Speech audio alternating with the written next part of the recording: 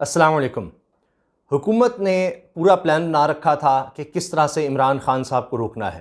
بہت سی باتیں ہو رہی ہیں، کچھ لوگ یہ کہہ رہے ہیں کہ جی پہلے پلان یہی تھا کہ عمران خان صاحب کو آنے دیا جائے، نہ روکا جائے،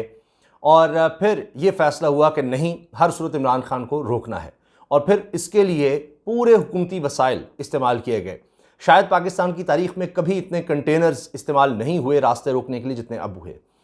اس کے باوجود لوگ نکلے اور پھر شدید شیلنگ ہوئی، آنسو گیس کی شیلنگ کی گئی۔ پکڑ دھکڑ کا سلسلہ تو پہلے سے ہی شروع تھا، اور راتوں کو گھروں میں گھس کر عورتوں بچوں کو خوفزدہ کیا گیا۔ اگر کوئی گرفتاری نہیں ہو سکی تو اس کے کسی رشتہ دار کو، حتیٰ کہ بچوں کو بھی گرفتار کیا گیا، کسی کے بھائی کو، کسی کے والد کو گرفتار کیا گیا۔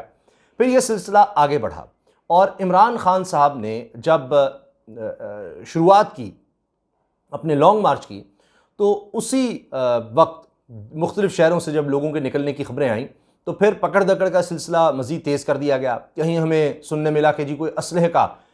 بہت بڑا ذخیرہ کہیں سے پکڑ لیا گیا ہے، گولہ بارود برآمد ہو گیا ہے جناب تحریک انصاف کے کسی رہنما کے گھر سے، یہ ساری خبریں چلیں، لیکن وہ بھی بڑی جلدی فیک نیوز ثابت ہوئیں، غلط ثابت ہوئیں۔ حالانکہ حکومت اس کو اون کر رہی تھی، وہ بات نہیں چل سکی۔ خیال تھا کہ اس کے ذریعے معاملات کو روکا جائے گا، لیکن وہ نہیں ہو سکا۔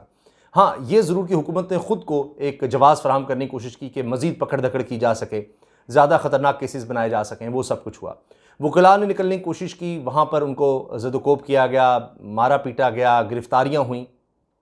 اسی طرح سے لاہور کے خارجی اور داخلی راستوں پر کنٹینرز تھے۔ پھر سب سے زیادہ جو خوفناک مناظر نظر آئے، افسوسناک مناظر نظر آئے، جس طرح ڈاکٹر یاسمین راشد صاحبہ کو تشدد کا نشانہ بنایا گیا، ایک بوڑھی خاتون کو، جن کی پاکستان کے لیے خاص طور پہ وبا کے دور میں بڑی قربانیاں ہیں، کہ ان کا ٹریٹمنٹ چل رہا تھا کینسر کا، اس کے باوجود وہ اپنی ڈیوٹی سر انجام دیتی رہیں۔ اب ایک کینسر سروائیور بوڑھی خاتون، ان کی گاڑی کو جس طرح سے توڑا گیا، شیشے توڑ دیے گئے، اور نقاب پوش پولیس کے ساتھ موجود تھے۔ اب یہ پتہ نہیں پولیس کے لوگ تھے یا حکومتی یا پارٹی کے نون لیگ کے لوگ تھے، جن کو یہ کہا گیا کہ شاید لوگ زیادہ نکلیں گے تو تم نے ساتھ دینا ہے۔ انہوں نے ان کی گاڑی کے تمام شیشے توڑ دیے۔ اس کے بعد آپ دیکھیں کہ یہاں تک کیا گیا کہ یاسمین راشد صاحبہ کو گرفتار بھی کیا گیا، پھر ان کو رہا بھی بعد میں کیا گیا۔ اندلیب عباس صاحبہ کو گرفتار کیا گیا، یعنی اس میں خواتین، بچے، بوڑھے، جوان، کوئی فرق نہیں کیا گیا، کسی کو کسی کے ذریعے بھی گرفتار کیا گیا، لیکن معاملات آگے بڑھتے رہے۔ عمران خان صاحب کا قافلہ جب آگے بڑھا تو رستے میں بہت زیادہ رکاوٹیں تھیں۔ آپ دیکھیے کہ تارکول کے ذریعے شیشے بچھا دیے گئے سڑکوں پر، اور اتنی زیادہ شیلنگ کی گئی بعض جگہوں پر کہ آگ لگ گئی۔ وہاں پر ہمارے بولڈ نیوز کے جو اینکر تھے، امیر عباس موجود تھے، جمیل فاروقی، اتنی شیلنگ ہوئی کہ جمیل فاروقی کی حالت غیر ہو گئی، اتنی زیادہ شیلنگ۔ اور یہ بھی پتہ چل رہا ہے کہ شیلنگ اتنی زیادہ ہوئی کہ جتنا سوچا گیا تھا اس سے کئی گنا کہ شیل ختم ہو گئے، آنسو گیس کے شیل، ایکسپائرڈ شیلز بے تحاشا چلائے گئے۔ پھر الگ کھیپ منگوائی گئی آنسو گیس کے شیلز کی، اور پھر عمران خان صاحب جیسے سے آگے بڑھتے رہے، پھر خبریں پھیلائی گئیں، پروپیگنڈا شروع کر دیا گیا کہ یہ ہو گیا ہے، وہ ہو گیا ہے، لیکن تمام مظاہرین اور لوگ زیادہ تر ہمیں پرامن نظر آئے۔ پھر کراچی میں باقاعدہ مناظر دیکھے گئے کہ براہ راست فائرنگ کی گئی، سیدھی فائرنگ کی گئی لوگوں کے اوپر، اور اسی طرح سے خبریں آئیں کہ کچھ لوگ تحریک انصاف کے شہید بھی ہوئے ہیں۔ ایک نوجوان پل سے گر کر شہید ہو گیا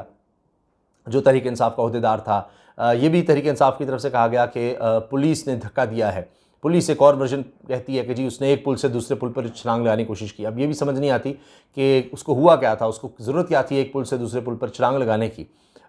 ظاہر ہے وہ ایک سمجھدار نوجوان تھا، اس کو نہیں پتا کہ اتنی دور ہے، اور کیا خوف تھا، کس خوف میں آ کر اس نے ایسا کیا کہ چھلانگ لگانے کی کوشش کی۔ بہرحال یہ انویسٹیگیشن ہوگی تو پتہ چلے گا، لیکن تحریک انصاف یہ کلیم کرتی ہے کہ 5 لوگ اس میں شہید ہو گئے۔ رکاوٹیں بہت سی آئیں، رستے میں رکاوٹیں ہٹاتے چلے گئے عمران خان صاحب، اور پھر پہنچ گئے۔ رستے میں انہوں نے پیغام بھی دیا کہ سپریم کورٹ نے اب یہ حکم دے دیا ہے کہ یہ آئین اور قانون اجازت نہیں دیتا کہ ہم پر اس طرح تشدد کیا جائے اور ہمیں روکا جائے، ہمیں اسلام آباد جانے سے نہیں روکا جا سکتا، تو زیادہ سے زیادہ لوگ پہنچے۔ پھر یہ پیغام ملا، لوگ پہنچنا شروع ہو گئے۔ اس سے پہلے ایک اور خبر چل گئی کہ جی ڈیل ہو گئی ہے۔ ڈیل بھی عجیب و غریب اناؤنس کی گئی کہ جناب تحریک انصاف کے لوگوں کی طرف سے اپروچ کیا گیا تھا، ہمیں کوئی سیف پیسج دیا جائے، سیف راستہ دیا جائے، اور اب یہ ہے کہ جی ایک ڈیل ہو گئی ہے جس کے تحت آئیں گے اور کوئی دھرنا نہیں، کچھ نہیں کیا جائے گا، ایک جگہ پر جو حکومت ڈیسائیڈ کرے گی وہاں پر آئیں گے اور جلسہ کر کے واپس چلے جائیں گے۔ اسی وقت مجھ سے بھی کچھ لوگوں نے رابطہ کیا، میں نے کہا یہ بات سمجھ نہیں آتی، ہر چینل پر چلوا دی گئی، لیکن سمجھ نہیں آتی عمران خان صاحب کیسے بغیر الیکشن کی ڈیٹ لیے اتنا لوگوں کا جمع غفیر لے کر آ رہے ہیں، اور وہ مان جائیں گے، یا تو کچھ لکھ کر دیا جائے تو شاید مانیں، کیونکہ وہ خود کہہ چکے ہیں کہ اتنے دھوکے ہو چکے ہیں میرے ساتھ، میں نے 20 تاریخ کا کہا ہوا تھا لیکن کوئی اناؤنسمنٹ نہیں ہوئی، پھر 20 کو بھی میں نے موقع دیا 2 دن کا، لیکن مجھے جب لگا کہ انہوں نے تو جناب یہ دھوکے کا ایک سلسلہ شروع کیا ہوا ہے تو پھر میں نے 25 تاریخ لانگ مارچ کا اعلان کر دیا، تو ویسے نہیں مانیں گے۔ اور پھر وہی بات ہوئی، عمران خان صاحب نے خود ٹویٹ کیا، دیگر جگہوں پر پھر خبر چلنا شروع، کنفرم ہو گیا کہ ایسا کچھ نہیں ہے، اور مریم نواز صاحبہ بھی کہتی نہیں کہ جی کچھ ڈیل وغیرہ ہوئی ہے، پھر مریم اورنگزیب صاحبہ نے پھر یو ٹرن لیا اور کہا کہ نہیں کوئی معاملات، کوئی مذاکرات، کچھ ایسا نہیں ہوا۔ یہ خبریں بھی پھر اس طرح سے چلتی رہیں اور یہ سلسلہ رکے گا نہیں۔ جس طرح آپ دیکھیں کہ مسلسل ڈی چوک میں اتنی شیلنگ، عورتیں بچے وہاں پر شیلنگ ہوتی رہی، فیملیز پر شیلنگ ہوتی رہی۔ لبرٹی چوک میں دیکھا گیا کہ آج سے پہلے اس طرح سے تشدد نہیں ہوا لبرٹی چوک میں، وہاں پر کئی دفعہ تحریک انصاف کے لوگ آئے جو نہیں نکل سکے، داخلی خارجی راستے بالکل سیل تھے، بند کیے گئے تھے، اور وہاں پر بھی شیلنگ ہوئی، تشدد بھی کیا گیا۔ اور رانا ثناء اللہ صاحب نے جو پریس کانفرنس کی اس نے تو انتہا کر دی، جس میں انہوں نے کہا کہ جی 250 لوگ نکلے ہیں اور ہم تو شرمندہ ہیں، میں قوم سے معافی مانگتا ہوں کہ ہم نے ایسے انتظامات زیادہ کر دیے۔ تو پھر آپ ہٹا دیں، انتظامات زیادہ تھے تو کیوں نہیں پھر آپ نے لوگوں کو جانے دیا اگر 250 لوگ نکلے تھے؟ تو اصل مسئلہ یہ ہے کہ کسی نہ کسی طرح کچھ چینلز کو مینیج کر لیا جاتا ہے، لیکن سوشل میڈیا ایک مسئلہ ہے، اس کے لیے انٹرنیٹ کہیں بند کرنے کی، کہیں سلو کرنے کی خبریں تھیں، اس میں بھی حکومت کو ناکامی ہوئی۔ اور پھر مریم صاحبہ بھی آ جاتی، مریم نواز صاحبہ نے کہا کہ میں پیچھے کیسے رہوں، انہوں نے بھی آ کر یہ کہا کہ جی واقعی بہت کم لوگ تھے اور صحیح بات ہے، ہمیں تو لگتا تھا خونی یہ کوئی مارچ ہوگا، ایسا کچھ نہیں تھا، مجھے بڑی مایوسی ہوئی اس بات پر، اور اس پر بھی مایوسی ہوئی کہ جی کم لوگ نکلے ہیں، ہم نے انتظامات زیادہ کر لیے تھے۔ تو اب شوق پورا ہو گیا ہوگا اسلام آباد میں اتنے زیادہ لوگ دیکھ کر، اب حکومت خود گنتی کروا لے، نہیں تو شیلز کی گنتی کروا لے کہ کتنے ہزار شیلز ان کو فائر کرنے پڑے ہیں 250 لوگوں کے لیے، اور پھر شاید تسلی ہو جائے۔ تو یہ حکومت کا کام یہ ہوتا ہے کہ معاملات کو سلجھائے، مگر آپ یہ دیکھیے کہ حکومت نے تو مذاکرات بھی نہیں کیے۔ وہاں پر اسلام آباد ہائی کورٹ کا جو حکم آیا کہ 10 بجے رات کو مذاکرات ہونے چاہیے حکومتی اور